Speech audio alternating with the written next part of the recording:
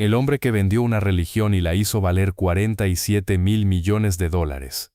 Un hombre necesitó apenas unos minutos. Eso fue todo lo que tardó en convencer a uno de los inversionistas más poderosos del planeta de entregarle miles de millones de dólares. No tenía una patente, no tenía un producto imposible de copiar, ni siquiera tenía un negocio rentable. Tenía una historia, contada con una convicción casi religiosa.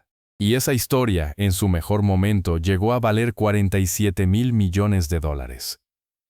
6 semanas después, ese número se hizo pedazos frente al mundo entero. Esta es la historia de WeWork, y de un hombre llamado Adam Neumann, que estuvo más cerca que casi nadie en la historia reciente de convertir el aire en oro. La pregunta que sostiene todo lo que vas a escuchar es muy simple. ¿Cómo logró tanta gente inteligente creerle, durante tanto tiempo, sin pedirle nunca que abriera los libros? Porque esto no es la historia de un estafador escondido en las sombras. Es la historia de alguien que operó a plena luz del día, frente a cámaras, frente a banqueros expertos, frente a uno de los fondos de inversión más grandes del mundo. Y aún así, casi nadie lo detuvo a tiempo. Para entender cómo empezó todo, hay que volver a un vacío muy concreto que existía en el mercado de oficinas a comienzos de la década de 2010.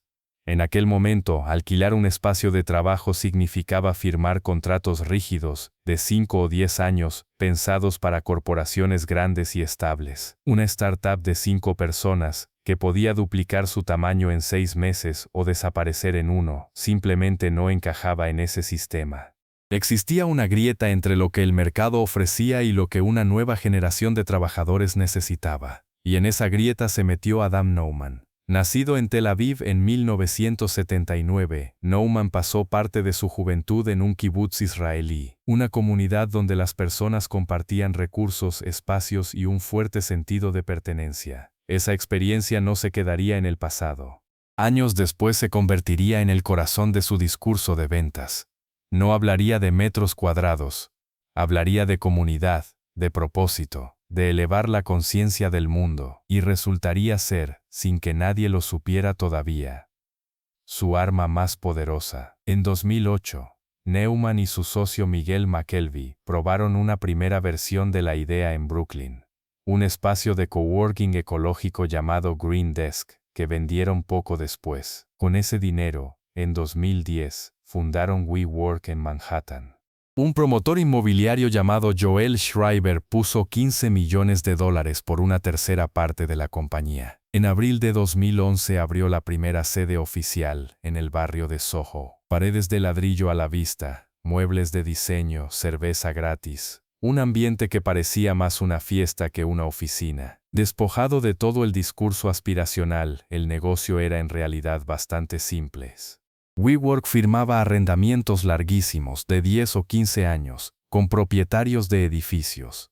Renovaba esos espacios, los llenaba de diseño y de comunidad, y luego los subarrendaba en contratos cortos y flexibles, a precios más altos, a startups y a trabajadores independientes. En el fondo, era una inmobiliaria haciendo arbitraje de plazos, pero Neumann nunca lo vendió así. Lo vendió como tecnología. Y ese pequeño truco de lenguaje resultaría, años después, ser la clave de absolutamente todo lo que vino. Para 2014, WeWork ya valía más de $1.000 millones y crecía más rápido que cualquier otro arrendatario de oficinas en Nueva York. Pero el verdadero punto de quiebre de esta historia llegaría en 2017, con una visita que duró apenas unos minutos y que cambió el destino de la compañía para siempre. Masayoshi Son, fundador del gigante japonés SoftBank, recorrió las oficinas de WeWork. Según los relatos más difundidos sobre ese encuentro, no analizó hojas de cálculo durante semanas, no mandó auditores. Decidió, casi en el acto, que quería invertir miles de millones de dólares. Confió en su instinto, en el carisma de Neumann y en la energía del lugar. Esa decisión abrió la puerta al fondo de inversión Vision Fund de SoftBank, que terminaría inyectando la mayor parte de los 12.800 millones de dólares que WeWork recaudaría en una década. Con ese dinero todo se aceleró, Y también todo se volvió más extraño. WeWork se expandió a decenas de ciudades en Estados Unidos, Europa y Asia. Compró un jet privado valorado en más de $60 millones. Prohibió a sus empleados pedir reembolsos por comidas con carne roja, cerdo o aves, alegando motivos ambientales. Lanzó WeLive, un proyecto de vivienda compartida. Y lanzó WeGrow, una escuela privada impulsada por Rebecca Neumann, esposa de Adam. Para noviembre de 2018, SoftBank ya tenía derecho a comprar acciones adicionales a una valoración de $42 mil millones. Y en enero de 2019, WeWork tocó su techo, $47 mil millones. La startup más valiosa de todo Estados Unidos. Pero detrás de esa cifra había algo que casi nadie, fuera del círculo cercano de la compañía, conocía con detalle. Neumann mantenía un control casi absoluto, gracias a acciones con derechos de voto multiplicados. Le alquilaba a su propia empresa edificios que eran de su propiedad personal. Y quizás el dato más llamativo de todos, había registrado la marca We a nombre de una entidad personal. Y le cobraba a su propia compañía casi $6 millones por el derecho a usar su propio nombre. Nada de esto era ilegal. Pero todo dependía de una sola condición, que nadie estuviera obligado a mirarlo de cerca. Y esa condición estaba a punto de desaparecer. En abril de 2019, WeWork inició el proceso para salir a la bolsa de valores. Y ahí está el verdadero giro de esta historia. En Estados Unidos, salir a bolsa obliga por ley a abrir los libros contables, a mostrarle al mundo entero, con total transparencia, cómo está realmente la empresa por dentro. Durante 9 años, Neumann había controlado el relato. Estaba a punto de perder ese control para siempre. El 14 de agosto de 2019, WeWork presentó ese documento ante el regulador de Wall Street. Y en cuestión de horas, el relato que Neumann había construido durante una década empezó a desmoronarse frente a las cámaras. El documento reveló pérdidas multimillonarias. Reveló que la empresa tenía comprometidos $47 mil millones en obligaciones futuras de arrendamiento, frente a apenas $4 mil millones en ingresos futuros ya asegurados. Reveló los conflictos de interés con Neumann. Y, semanas más tarde, reveló algo todavía más incómodo. El propio fundador había vendido en secreto $700 millones de sus propias acciones, justo antes de pedirle al público que comprara las suyas. Wall Street reaccionó con un escepticismo brutal. Analistas, periodistas y futuros inversionistas empezaron a hacer en voz alta la pregunta que debió hacerse mucho antes. Si esto es en el fondo una inmobiliaria con buen diseño, ¿por qué debería valer lo mismo que una empresa de tecnología? La respuesta llegó con una velocidad despiadada.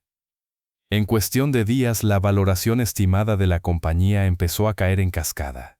De $47 mil millones a $30 mil. Después a $20 mil. Después a apenas $10 mil millones. En 6 semanas, casi el 80% del valor que Neumann había construido durante 9 años se evaporó frente al mundo entero. El 13 de septiembre, la junta directiva intentó contener el incendio, limitando el poder de Neumann. No fue suficiente. El 17 de septiembre, WeWork retiró formalmente su solicitud para salir a bolsa. Y apenas una semana después, el 24 de septiembre, el hombre que había fundado, dirigido y personificado la compañía durante 9 años fue forzado a renunciar como director ejecutivo. Y aquí la historia da uno de sus giros más incómodos. SoftBank tomó el control de WeWork con un rescate de miles de millones de dólares, aceptando una valoración de apenas $8 mil millones, una fracción de lo que había sido meses antes. A cambio de que Neumann se apartara del día a día, le entregó un paquete de salida cercano a $1.700 millones, compra de acciones, refinanciamiento de deuda personal y un contrato de consultoría.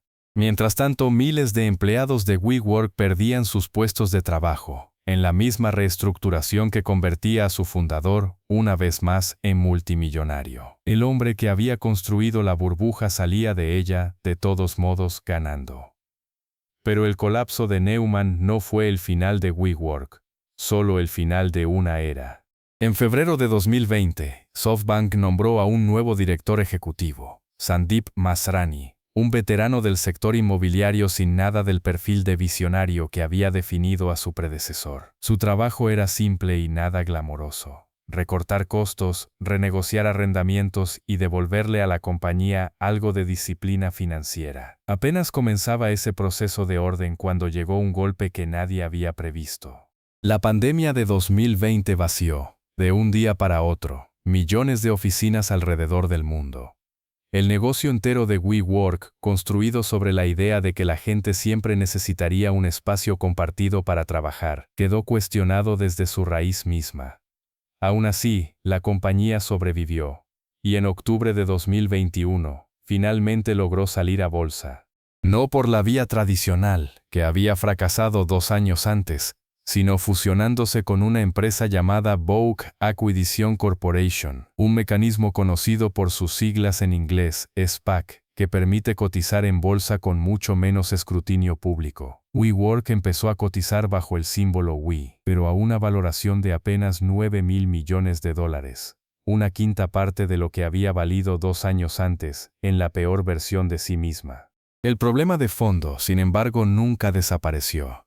Los arrendamientos de 10 y 15 años que Neumann había firmado seguían pesando sobre la compañía como una losa. Mientras tanto, la demanda real de oficinas, después de la pandemia, era estructuralmente más baja que cuando esos contratos se firmaron. La cuenta, tarde o temprano, tenía que llegar.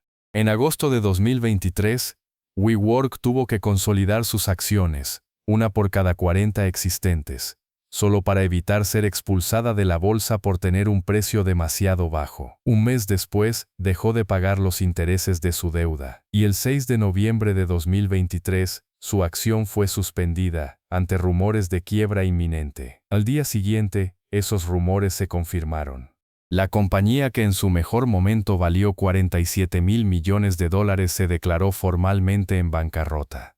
Y entonces llegó quizás el giro más extraño de toda esta historia. En febrero de 2024, mientras WeWork intentaba salir de la bancarrota, Adam Neumann intentó comprarla de vuelta. El mismo hombre cuya gestión había llevado a la compañía al borde del colapso quería recuperar el control de su propia creación. El intento se abandonó 3 meses después.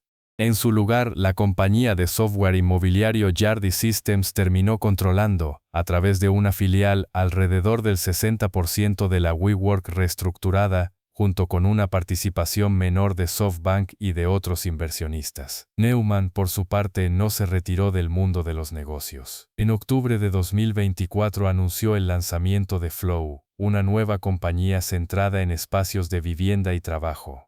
Casi como si, después de todo lo ocurrido, hubiera decidido contar exactamente la misma historia una vez más, pero desde el principio, frente a una nueva generación de inversionistas que tal vez nunca escuchó la primera versión. Hoy, cuando se mira hacia atrás, lo más inquietante de WeWork no es que haya fracasado. Las empresas fracasan todo el tiempo. Lo inquietante es cuánto tiempo, y cuánto dinero, le tomó al mundo darse cuenta de que estaba comprando una historia y no una hoja de balance.